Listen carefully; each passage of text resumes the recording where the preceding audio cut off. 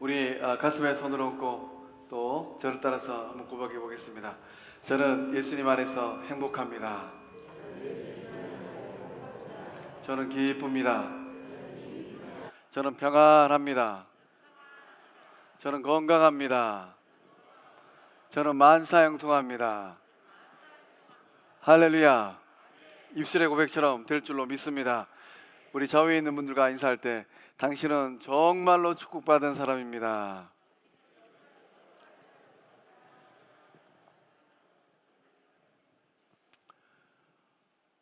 오늘 우리의 입술의 고백처럼 이 사순절 기간을 보낼 때 예수님 안에서 더욱더 아름답고 복된 삶들 다 될 줄로 믿습니다.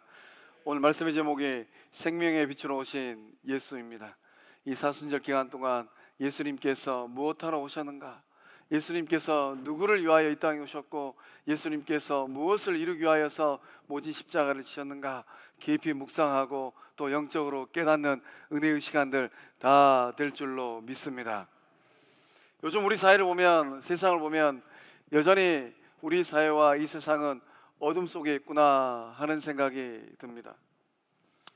우리가 일상의 삶 가운데서 듣게 되는 이런저런 소식들이 우리의 마음을 답답하게 할 때가 있어요.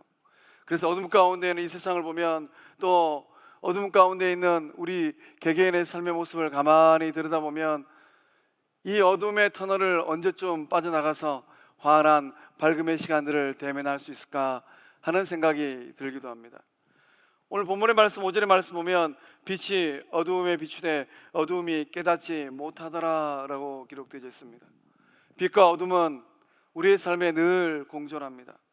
오늘 이전에 나온 우리 성광의 식구들은 지난 한 주간 빛의 삶을 살고 이곳에 오신 줄로 믿습니다.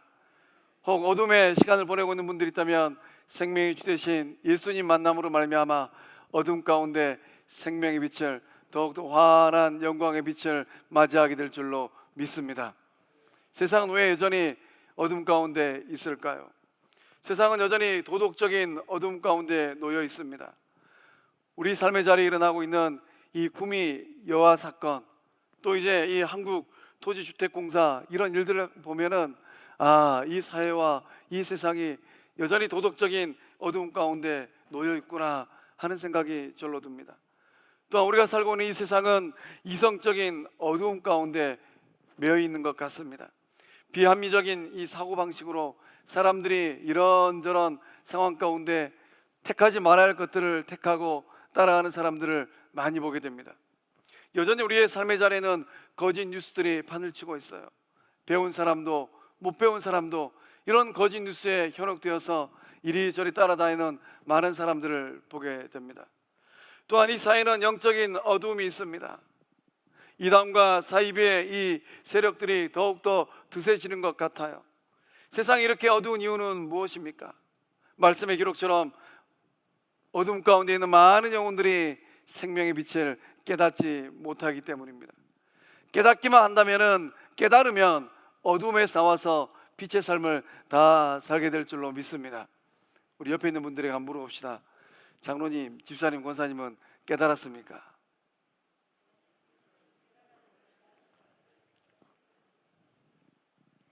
사순절 기간 예수님을 통한 영적 깨달음이 임하게 될 줄로 믿습니다.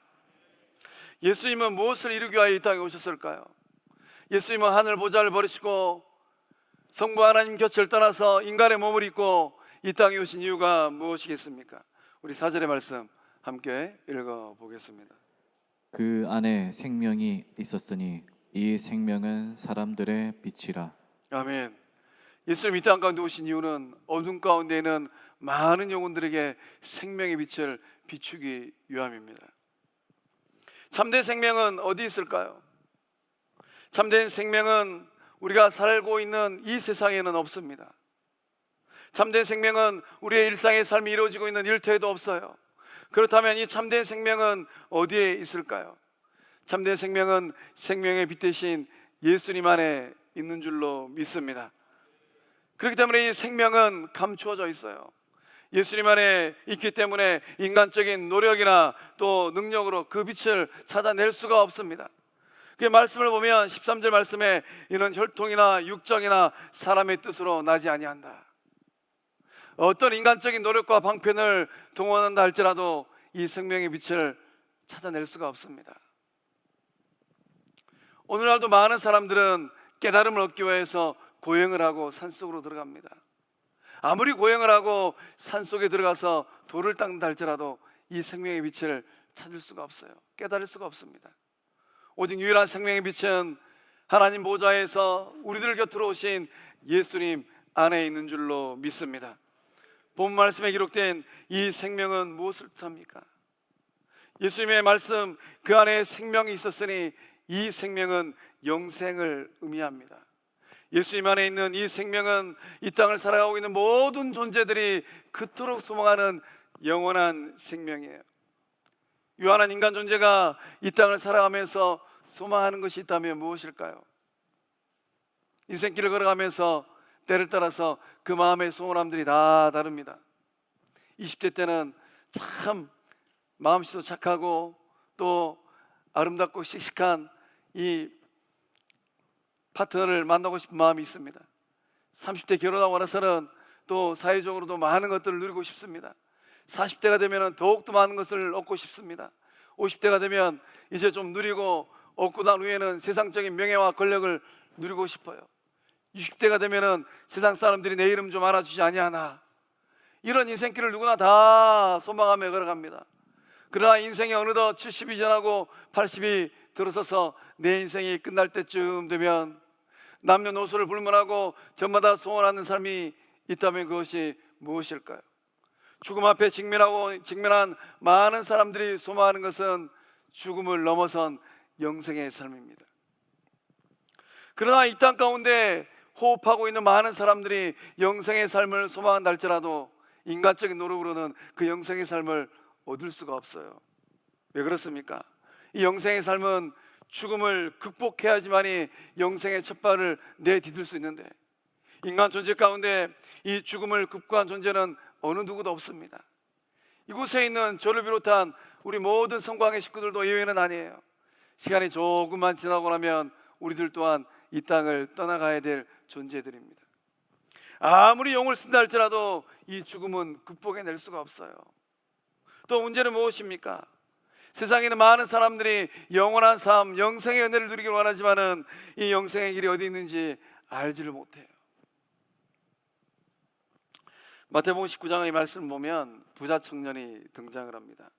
이 부자 청년이 예수님에게 질문을 했어요. 선생님, 무슨 선한 일을 하여야 영생을 얻으리까? 아마 부모님으로부터 물려받은 것들이 꽤 많았나 봅니다. 누리고 있는 것들이 상당했던 모양입니다. 그래서 많은 사람들이 인정한 부자였어요. 선행을 쌓으면 영생을 얻게 되는가 이렇게 생각했던 모양입니다. 그래서 주님께 질문하기를, 선행을 쌓으면, 선한 일을 하면 영생을 얻을 수 있겠구나, 이런 생각으로 질문을 했습니다. 예수님께서 뭐라고 말씀하셨습니까? 소유를 팔아 가난한 사람들에게 나눠주라 라고 말씀하셨어요. 청년의 안색이 변했습니다. 근심하며 돌아갔어요. 왜 그렇습니까? 전 재산을 팔아서 가난한 사람들에게 나눠줄 수 있는 것은 불가능하기 때문이에요. 주님께서 여러분에게 전 재산을 팔아서 가난한 사람들에게 나눠주라 라고 말씀하시면 여러분 그대로 할 용의가 있습니까? 아무도 대답이 없으시네요. 일부 예배 때는 한 분 아멘 하셨는데, 우리 주님이 이 시간 현안하셔가지고 아무개야 너의 재산을 다 팔아서 가난한 자들에게 나눠주라 라고 말씀하시면 아멘하고 순종할 줄로 믿습니다. 감사합니다. 예수님께서 이 청년의 뒷모습을 바라보셨습니다. 이 청년은 근심하며 돌아갔어요. 그리고 우리 주님께서 이 청년의 뒷모습을 바라보시고 뭐라고 말씀하셨습니까? 부자는 천국에 들어가기가 어렵다라고 말씀하셨어요. 삼성을 창업하셨던 고 이병철 회장은 폐암으로 세상을 떠나기 한 달 전인 1987년 10월 어느 날 이 신부님에게 24가지 질문을 던졌습니다. 그 질문 가운데 몇 가지는 참 우리가 생각해 볼 만한 질문입니다. 그런데 이 몇 가지 질문이 믿음을 가지고 있는 우리들에게는 너무나도 쉬운 질문들이에요. 그 24가지 질문 가운데 이런 질문이 있습니다. 하나님은 존재합니까? 하나님 존재합니까? 믿음을 가진 삼척 동자라면 우리 저 유치부에 있는 아이들에게 하나님이 존재하니? 라고 물으면 아멘 하고 대답할 것 같아요. 그러나 대한민국에서 최고의 갑부로 살았던 고 이병철 회장은 이 질문 앞에 답을 찾지 못했습니다. 하나님이 우주 만물을 창조주라는 사실이 확실합니까? 이병철 회장은 이 질문 앞에서도 답을 내리지 못했어요. 인간이 죽으면 그 영혼이 천국이나 지옥 간다는데 맞습니까? 우리 성광의 식구들 어떻습니까? 죽으면 천국 갑니까? 지옥 갑니까? 입술의 고백처럼 될 줄로 믿습니다. 성경의 부자가 천국 가기가 낙타가 바늘길을 통과하는 만큼 어렵다고 했는데 그러면 부자는 천국 못 간단 말입니까? 이 질문들 가운데 이 고 이병철 회장이 정말로 묻고 싶었던 질문이 있었던 것 같습니다. 부자인 내가 죽으면 지옥 가는가 아니면 천국 가는가? 한평생 대한민국 사회에서 부와 명성으로 점철되었던 이병철 회장도 죽음을 눈앞에 두고 그 인생이 혼란스러웠던 것 같습니다. 그 죽음 이유가 상당히 고민되었던 것 같습니다. 우리는 어떤 인생길을 걷고 있습니까? 우리 또한 한평생의 인생을 걸어가고 어느 순간에는 나의 삶이 끝날 터인데 내 인생이 끝나는 그 순간 우리는 이런 질문들 앞에서 어떤 답을 내릴 수 있을까요? 주님께서는 이 부자를 바라보고 부자 청년을 바라보고 뭐라고 말씀하셨습니까? 사람으로는 할 수 없으나 하나님으로서는 다 하실 수가 있느니라. 하나님에게 놀라운 생명의 능력, 구원의 능력이 있는 줄로 믿습니다. 마태복음 19장에 부자 청년이 등장하였습니다. 공교롭게도 누가복음 19장은 당대 많은 사람들이 인정하였던 또 한 명의 부자가 등장합니다. 누구인가 하면 삭개오예요. 삭개오도 부자였습니다. 그러나 삭개오는 나무 위로 올라가서 예수님 만났어요. 예수님 만난 삭개오 구원받은 주의 자녀 된 줄로 믿습니다. 하나님께서는 어떠한 방법으로 구원의 역사를 이루어 가시겠습니까? 우리 골로새서 1장 13절과 14절의 말씀을 함께 읽어 보겠습니다. 그가 우리를 흑암의 권세에서 건져내사 그의 사랑의 아들의 나라로 옮기셨으니 그 아들 안에서 우리가 속량 곧 죄사함을 얻었도다. 아멘. 하나님께서 하시는 일이 무엇입니까? 그가 우리를 흑암의 권세에서 건져내사, 하나님은 구원받은 주의 백성들을 흑암의 권세에서 건져내셨어요. 마치 물에 빠진 사람을 건져내시듯이 하나님께서는 어둠 가운데 있는 영혼들을 건져내셨습니다. 그 건진받은 영혼들이 다 이 자리에 앉아있는 줄로 믿습니다. 그걸로 끝나지 않습니다. 그의 사랑의 아들의 나라로 옮기셨으니, 이제 봄철이 되니까 참 나무 심기가 좋은 날이 되었어요. 그래서 우리는 나무를 바라볼 때 이 나무가 여기 있는 것보다 저기 옮겨 심어 놓으면 더욱더 잘 자라겠구나 라고 생각해서 어린 모목들도 이 햇빛이 잘 드는 곳에 옮겨 심습니다. 그럼 어떻습니까? 나무가 잘 자라요. 성부 하나님께서 행하신 구원의 역사가 바로 그러한 일들이라는 거예요. 흑암의 권세에서 건져내가지고 예수 그리스도의 나라로 옮겨 심어 주신 줄로 믿습니다. 옮겨 심은 바 된 우리는 하나님의 눈에 의의 나무가 되어지고 사랑의 나무가 되어지고 영광의 나무가 된 줄로 믿습니다. 이제 이후로는 하나님께서 옮겨 심어 주셨기 때문에 아무리 어두운 인생길을 걸어간다 할지라도 어둠 가운데 빛이 비추어지는 영광의 삶, 광명의 삶을 다 살게 될 줄로 믿습니다. 많은 사람들은 지금도 기독교를 바라보고 성도들 바라보고 기독교는 여전히 배타적인 종교다라고 말을 합니다. 왜 석가나 공자는 안 되고 예수님을 믿어야만 구원받습니까? 라는 질문을 던집니다.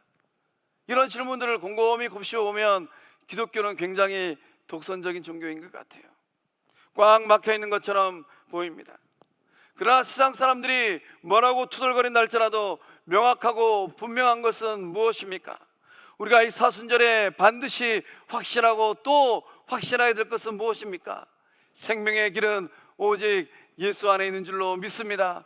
예수님께서 어둠 가운데 있는 우리들에게 생명의 빛을 비추어 주기 위하여서 하늘 보좌를 버리고 인간의 몸을 입고 이 땅 가운데 오신 줄로 믿습니다. 사순절 동안 생명의 빛 대신 예수님을 만나시고 그 주님께서 비추어 주시는 생명의 빛으로 어둠 가운데 생명의 빛을 받음으로 말미암아 길을 잘 찾아가는 복된 성광의 식구들의 삶이 다 될 줄로 믿습니다. 우리 12절의 말씀 함께 읽어 보겠습니다. 영접하는 자 곧 그 이름을 믿는 자들에게는 하나님의 자녀가 되는 권세를 주셨으니. 아멘. 하늘 보좌를 버리고 예수님께서 이 땅에 오신 중요한 이유가 12절 말씀에 기록되어져 있어요. 하나님은 예수님을 이 땅 가운데 보내셨습니다. 그래서 예수님을 만나는 모든 사람들이 예수님을 통한 구원의 소식을 받아들이고 또 예수님을 구주로 영접하기를 원하셨어요. 예수님께서 이 땅에 오신 가장 중요한 이유는 하나님의 자녀가 되는 그 권세를 주기 위함입니다. 본문의 말씀에 영접한다, 이 말씀의 의미는 받아들이는 거예요. 받아들이는데 예수님을 어떻게 받아들이냐, 굉장히 중요한 질문입니다. 예수님을 손님으로 받아들일 것인가, 아니면 예수님을 주인으로 받아들일 것인가, 굉장히 중요한 질문이에요. 이곳에 우리 모든 성광의 식구들은 예수님을 손님으로 받아들인 것이 아니라 주인으로 받아들인 주의 자녀들인 줄로 믿습니다. 손님은 왔다 가는 사람이에요. 손님은 별로 영향을 미치지 않습니다. 손님이 왔다 가면 어디서 와서 어디로 가는지 묻지도 않아요. 그러나 주인은 어떻습니까? 주인은 모든 것을 다 관여하고 모든 것을 다 결정지어 줍니다. 예수님께서 내 마음에 오셔서 나의 삶의 주인이 되셨어요. 그러면 나는 주님과의 관계 가운데 무엇이 됩니까? 주님이 나의 삶의 주인이라면 나는 예수님의 종이 되는 거예요. 사순절 기간 내가 내 삶의 주인인지, 예수님이 내 삶의 주인인지, 나는 예수님의 종인지, 나는 하나님의 사랑스러운 종인지 아닌지를 마음속 살펴보시고 결단하는 은혜가 임하게 될 줄로 믿습니다. 영접하기 위해서는 어떻게 해야 될까요? 영접하기 위해서는 마음의 문을 활짝 열어야 돼요. 그 놀라운 말씀의 비결이 요한계시록 3장 20절의 말씀에 기록되어 있습니다. 우리 함께 읽어 보겠습니다. 볼지어다 내가 문 밖에 서서 두드리노니 누구든지 내 음성을 듣고 문을 열면 내가 그에게로 들어가 그와 더불어 먹고 그는 나와 더불어 먹으리라. 아멘. 부활하신 예수님께서 볼지어다 내가 문 밖에 서서 두드린다라고 말씀하셨어요. 이 순간도 우리 주님은 힘들고 어려운 인생길을 걸어가고 있는 우리들의 마음의 문을, 때때로 닫혀있는 이 마음의 문을 두들기고 있는 줄로 믿습니다. 아무리 어려운 상황 가운데 놓여있다 할지라도 마음의 문을 활짝 열고 예수님을 맞이하고 예수님을 받아들이면 그 순간 생명의 역사들이 일어나게 될 줄로 믿습니다. 윌리엄 홀만 헌트라는 사람이 우리가 잘 알고 있는 문 밖에 서서 녹화하시는 예수라는 그림을 그렸습니다. 이 그림의 제목은 세상의 빛이에요. 예수님께서 등불을 들고 문 밖에서 녹화하고 있는 그림입니다. 이 그림을 보고 한 친구가 홀만 헌트에게 이 그림의 평가를 하였습니다. 참 좋은 그림이네. 그런데 이 그림에는 결점이 하나 있네. 그것이 뭔가 하면 자네의 그림에는 문고리가 없다는 것이네. 이 그림의 문에는 문고리가 없어요. 이 친구의 평가를 듣고 이 홀만 헌트는 이렇게 대답을 했습니다. 이 문은 죄인의 마음을 그린 것이네. 죄인 자신만이 문을 열 수 있다네. 그래서 문고리를 그리지 않았다네. 우리는 인생길을 걸어가면서 우리의 마음의 문을 닫고 살 때가 참 많이 있습니다. 예수를 영접하는 그 순간 주님께서 내 마음의 문을 열고 들어오셔서 우리의 마음에 자정하시고 우리의 삶의 주인 되는 은혜가 임한 줄로 믿습니다. 이 문은 누가 열어야 되는가? 온 우주 만물을 창조하신 전능하신 하나님께서 강권적으로 여실 수도 있습니다. 그러나 주인 대신 우리 성부 하나님은 우리에게 자유의지를 주셨어요. 그래서 이 마음의 문은 누가 열어야 되는가? 이 마음의 문고리를 잡고 있는 우리 자신이 열어야 됩니다. 이 그림을 곰곰이 들여다보면 이 문은 넝쿨로 덮여 있어요. 그 주변은 잡초가 널려 있습니다. 인생길을 걸어가면서 죄와 악으로 굳게 닫혀 있을 때가 얼마나 많은지 모릅니다. 사순절 기간 우리의 마음을 찾아오시고 우리의 마음의 문을 두들기고 있는 예수님을 향하여서 마음의 문을 활짝 여는 우리 성곽의 모든 구석들이 다 될 줄로 믿습니다. 주님은 지금 이 순간에도 우리들의 마음의 문을 노크하고 계십니다. 잡초가 우거진 마음, 굳게 닫힌 이 마음의 문을 열고 예수님을 맞이하고 예수님을 받아들일 때 빛 대신 예수님께서 좌정하심으로 말미암아 어둠이 물러가는 역사가 임하게 될 줄로 믿습니다. 두려움은 평강으로, 약함은 강함으로 변하게 될 줄로 믿습니다. 미움이 변화해서 사랑되어지고 슬픔이 변화해서 기쁨 되어지는 역사함이 일어나게 될 줄로 믿습니다. 하나님의 자녀가 된다는 이 말씀의 의미는 또한 무엇이겠습니까? 예수님과 더불어 먹는 거예요. 우리가 인생길을 걸어가면서 식탁의 자리에서 참 만난 것, 좋은 것을 먹을 때가 있습니다. 아무리 좋고 맛나고 비싼 것을 먹는다 할지라도 내 앞에 앉아있는 사람이 불편한 사람이에요. 그러면 그 비싼 거 먹다가 체합니다. 소화가 되지 않아요. 그러나 아무리 하찮은 음식이라 할지라도 내가 사랑하는 사람, 내가 좋아하는 사람, 만나면 만날수록 기쁜 사람과 식탁에 둘러앉아서 먹을 때 그 음식은 천하에 둘도 없는 맛난 음식이 되는 거예요. 우리 주님과 더불어 먹는 삶이 바로 후저와 같은 삶인 줄로 믿습니다. 우리 주님과 더불어 먹을 때는 어떤 일을 할지라도, 어떤 장소에 있다 할지라도, 어떤 시간이라 할지라도 우리의 삶을 더욱더 복되게 하고 귀한 일들이 일어나게 될 줄로 믿습니다. 마음을 열면 어느 누구라 할지라도 예수님과 더불어 먹는 영적 삶이 될 줄로 믿습니다. 마음의 문을 활짝 열 때 가난한 사람이라 할지라도, 부유한 사람이라 할지라도, 잘난 사람이라 할지라도, 못난 사람이라 할지라도, 배운 사람이라 할지라도, 못 배운 사람이라 할지라도 우리 주님과 더불어 먹고 마시는 영적 삶을 다 누리게 될 줄로 믿습니다. 예수님께서 내 마음에 들어오시기 전에 우리의 삶은 어떤 삶이었습니까? 예수님께서 우리의 마음에 좌정하기 전에 우리의 삶은 마치 사사기에 등장하는 많은 사람들과 진비 없는 삶을 살았습니다. 사사기의 말씀을 보면 사사기 시대 때 살았던 많은 사람들은 어떻게 인생길을 걸었습니까? 자기 소견에 옳은 대로 인생을 살았어요. 그 결과는 어땠습니까? 그 결과는 참으로 처참하고 참담했습니다. 영적으로는 타락하고 도덕적으로 타락하였습니다. 공동체는 완전히 파괴되어 버렸어요. 그래서 사사기 말씀을 읽어보면 이스라엘 역사상 전무후무한 악한 일들이 자기 소견에 옳은 대로 살았을 때 그 인생길에 펼쳐지게 되었습니다. 오늘 인생길을 걸어가고 있는 우리 성광의 식구들은 어떻게 인생길을 걷고 있습니까?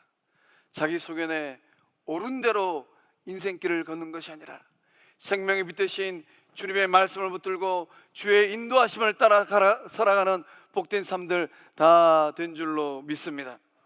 마음의 문을 열고 예수님과 더불어 먹고 마실 때 우리의 삶은 어떻게 될까요? 우리 영혼의 삶이 평안해질 줄로 믿습니다. 아무리 요동치는 삶이라 할지라도 예수님과 더불어 먹고 마실 때 우리의 마음 안에 평강이 임하게 되는 것입니다. 이 평안은 세상에서는 얻을 수가 없어요. 생명의 주 되신 주님께서 주시는 평안인 줄로 믿습니다. 우리 가운데 어둠의 터널을 지나가고 있다라고 생각하는 성도들이 있다면 생명의 빛 되신 예수님 만남으로 말미암아 그 마음 가운데 평강이 임하게 될 줄로 믿습니다. 생명의 빛 되신 예수님과 더불어 먹고 마실 때 아무리 어려운 삶의 자리라 할지라도 결국에는 종국에는 승리하는 삶이 다 될 줄로 믿습니다. 예수님과 더불어 먹고 마실 때 성부 하나님은 우리를 사랑스러운 자녀로 만들어 주셨어요. 로마서 8장 32절의 말씀을 우리 함께 읽어 보겠습니다. 자기 아들을 아끼지 아니하시고 우리 모든 사람을 위하여 내주신 이가 어찌 그 아들과 함께 모든 것을 우리에게 주시지 아니하겠느냐. 아멘. 예수님 안에서 우리가 가장 귀하게 여기는 은총은 무엇입니까? 예수님을 통하여서 성부 하나님의 사랑스러운 자녀가 되었다라는 거예요. 그래서 로마서 8장 32절의 말씀을 통하여서 바울 사도가 고백하는 놀라운 그 마음의 고백은 무엇입니까? 자기 아들을 아끼지 아니하시고 우리 모든 사람을 위하여 내주시니가. 성부 하나님께서 아들 예수님을 내어주셨어요. 하나님께서 그 아들 예수님을 내어주심으로 말미암아 우리 모두는 온 우주 만물을 창조하신 하나님의 아들이 되어지고 딸이 된 줄로 믿습니다. 그걸로 끝나지 않아요. 그 아들과 함께 모든 것을 우리에게 주시지 않겠느냐. 성부 하나님께서 아까워하지 아니하고 그 예수님을 십자가에 내어주심으로 말미암아 우리는 성부 하나님이 주시는 모든 것을 받아 누리는 복된 삶이 다 된 줄로 믿습니다. 이 놀라운 은총을 어디서 누릴 수 있겠습니까? 불빛 휘황찬란한 세상의 뒷골목에서 이 놀라운 사랑을 맛볼 수 있겠습니까? 절대로 맛볼 수 없어요. 큰 돈이 오가는 투전판에서 이 놀라운 하나님의 사랑을 맛볼 수 있을까요? 절대로 찾을 수가 없습니다. 오직 십자가만을 통하여서 이 놀라운 구속의 사랑을 맛보고 누리게 될 줄로 믿습니다. 이 사순절 기간 십자가를 통하여서 나의 삶 가운데 흘러오는 성부 하나님의 놀라운 은총의 사랑을 덧입는 우리 송강의 모든 권속들의 삶이 다 될 줄로 믿습니다. 예수님을 통하여서 우리가 누리게 되는 삶의 은총은 무엇입니까? 우리 16절의 말씀을 함께 읽어보겠습니다. 우리가 다 그의 충만한 데서 받으니 은혜 위에 은혜로라. 아멘. 예수님께서 이 땅에 오신 가장 중요한 이유가 무엇입니까? 구원받은 주의 백성들을 은혜의 삶으로 인도하기 위함인 줄로 믿습니다. 우린 여전히 험난한 인생길, 광야 같은 인생길을 걸어가고 있습니다. 사도 요한은 본문의 말씀을 기록하면서 은혜라는 단어를 한 번만 써도 되는데 왜 두 번 연달아 썼을까요? 은혜 위에 은혜로다. 이 말씀은 곱씹으면 곱씹을수록 그 말씀에 깊은 의미가 있습니다. 이 은혜는 무엇인가? 은혜의 결론은 예수 그리스도예요. 앞에 등장하는 이 은혜라는 단어는 세상을 살아가는 많은 사람들이 누리는 일반 은총의 은혜입니다. 사랑의 하나님은 지금도 신자나 불신자나 믿는 자나 믿지 않는 자나 가르지 아니하고 일반 은총을 주고 계십니다. 따뜻한 햇빛을 주시고 신선한 공기를 주시고 또 가뭄을 해결할 수 있는 봄비를 내려주십니다. 온 우주 만물이 하나님의 창조의 섭리를 따라서 운행되어지고 있어요. 그러나 이 은혜를 넘어선 은혜는 무엇입니까? 오직 예수 그리스도로 말미암는 특별한 은혜인 줄로 믿습니다. 그 은혜가 이 자리에 나와 있는 저와 여러분 가운데 흐르고 있는 줄로 믿습니다. 아무리 꽃구경하기 좋은 봄날이라 할지라도 세상에 있는 많은 사람들은 지리산으로 또 백운산으로 꽃구경 다닌다 할지라도 이 특별한 은총을 맛볼 수가 없어요. 오직 이 특별한 은총은 예수님을 통하여서 믿음의 고백을 하고 있는 저와 여러분의 삶 가운데 흐르고 있는 줄로 믿습니다. 이 은혜를 덧입음으로 말미암아 힘들고 어려운 인생길 가운데 감사의 고백이, 찬송의 고백이 끊임없이 흘러나오는 우리 성광의 모든 권속들의 삶이 될 줄로 믿습니다. 세상에 많은 사람들은 반쪽 인생을 살고 있어요. 예수님을 만나지 못하는 인생은 어떤 인생입니까? 예수님이 없는 그 인생은 오아시스 없는 사막과 같은 인생이에요. 사막의 아름다운 이유는 무엇입니까? 사막은 참 거칠어요. 사막에 들어가면 방향을 잃어버리고 거기서 인생이 끝나버릴 수도 있습니다. 그러나 사막의 아름다운 것은 그 사막에 오아시스가 있기 때문입니다. 예수님을 만난 우리의 인생이 오아시스가 있는 사막과 같은 인생인 줄로 믿습니다. 예수님이 없는 인생은 김이 빠진 콜라와 같은 인생이에요. 김 빠진 콜라는 맛이 없어요.